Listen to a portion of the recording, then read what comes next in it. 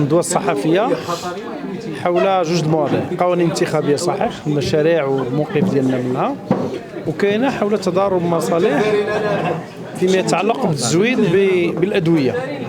حنا في 13 نوفمبر قلنا ودي راه كاين تضارب مصالح ما بين وزارتين أو ما بين وزيرين، وعطينا المثال حول واحد الدواء اللي هو الكلوريد دو بوتاسيوم، وقلنا آنذاك بأنه تعطات له رخصة استثنائية من أجل استيراده، في حين أن كاين الصاحب كاين الشركة تنتجه هي الأولى بتقديمه وبشرائه حتى من الخارج.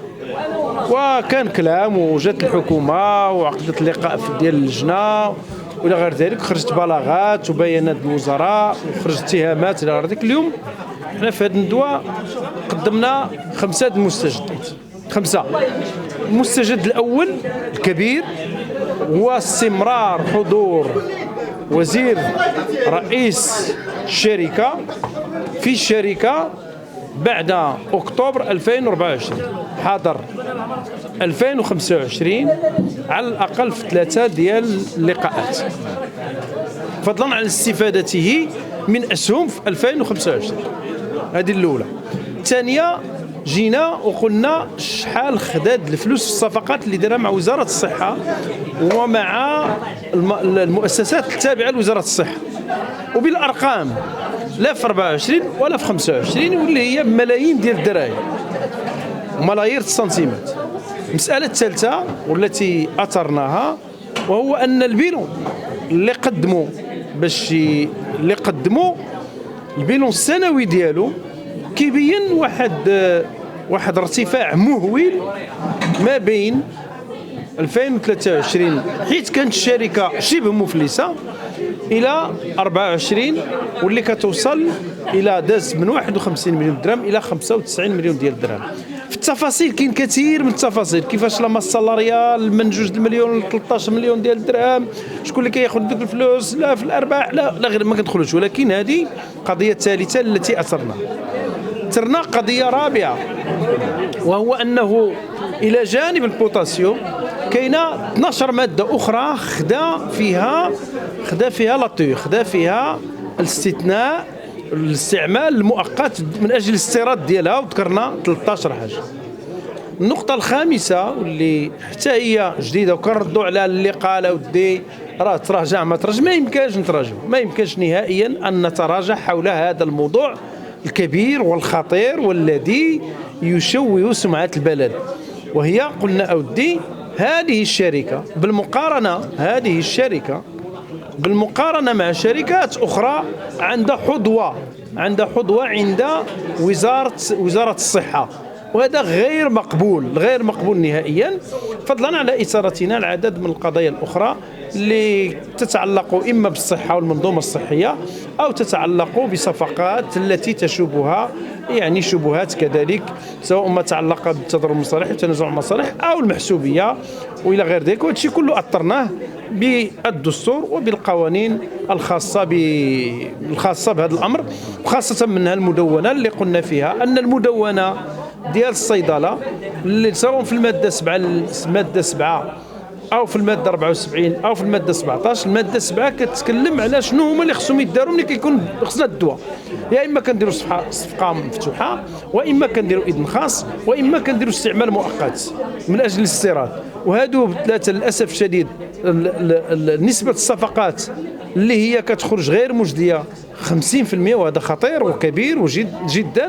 وحتى هو دخل في هذا الشيء، لأنه ملي كتكون عندك صفقة يعني ما كدارش كندوزوا للتفاوض. فهادو هما الأمور ال5 الجديدة التي أضفناها لما تقدمنا به سواء في 13 نوفمبر أو في 17 أو في 20 أو كذلك اللي ختمناها بأنه خصها لجنة تقصي الحقائق. وبنا الأسباب علاش لجنة تقصي الحقائق في هذا الموضوع ستقوم بعمل كبير جدا لصالح المغرب وليس لصالح العدالة والتنمية أو لصالح البرلمان.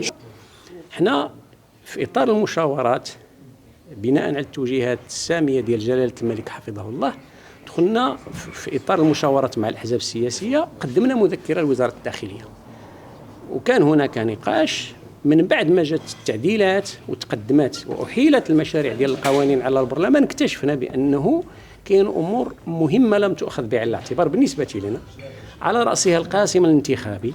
حنا تنقولوا القاسم الانتخابي اللي خصو يتحسب هما الناس اللي مشاو يصوتوا. واحد جالس في دارو ما باغيش يصوت، علاش غتحسبوه؟ بالتالي الذي لا ينسب لساكتين قول واحد ما بغاش يصوت ما مشاش. اذا القاسم الانتخابي لم يؤخذ بعين الاعتبار.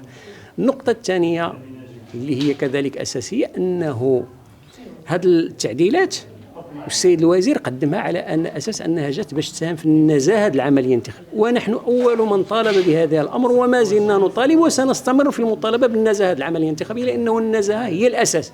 ما يتقدموا غير المرشحين الاكفاء، المرشحين النزهاء، المرشحين النظفاء الى اخره، لكن ما يمكنش تعالج واحد المساله بالمخالفات الدستوريه، قرينه البراءه، المحاكمه العادله، واحد المجموعه من المبادئ الدستوريه لم تحترم في هذه التعديلات. فلذلك احنا مع النزاهه ومع التخليق ديال العمليه الانتخابيه، لكن لا يمكن ان يتم ذلك في مخالفه للدستور. وعلى ذلك جبنا واحد المجموعه من الامور، تنقول واحد المجموعه من المواد، التجريم، انك تمنع واحد متلبس، ان تمنع واحد عنده غير حكم ابتدائي، تمنع واحد ليس له حكم نهائي، هذا اختلال. وكاين حتى ارتباك في القوانين، مره نتكلموا على التلبس، مره نتكلموا على الحكم الابتدائي، مره نتكلموا على الحكم النهائي. ما كاينش واحد الخيط ناظم وما كاينش السقف ديال الدستور. هذه النقطه الثانيه. النقطه الثالثه والاخيره واللي هي كذلك خطيره، العمليه الانتخابيه تقع تحت رقابه الاحزاب السياسيه، تحت رقابة المجتمع المدني، تحت المراقبة ديال الشعب، وبالتالي ما يمكنش تمنع الناس من أن يقولوا رأيهم في هذه العملية الانتخابية، إما برمتها أو إما دائرة بدائرة. وبالتالي التجريم، التشكيك، هذا خطر، وهذا يمس بحرية التعبير أصلا. أنا بغيت نقول هذه الدائرة وقع فيها إنزال كما وقع في دائرة، هذا من حقي. والقرار المحكمة الدستورية لغات مجموعة من المقاعد النيابية بناء على التشكيك. تيجي واحد السيد ما نجحش، تيمشي عند المحكمة الدستورية تيقول له ودي راه كاين مشكل في هذه الدائرة، راه ما تحترمتش، إذا يشكك.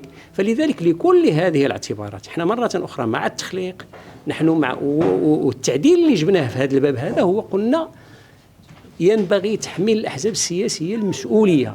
الأحزاب السياسية هي اللي ما تقدمش المتلبس، هي اللي ما تقدمش اللي هو محكوم بحكم غير نهائي، ولكن ما نخالفوش الدستور.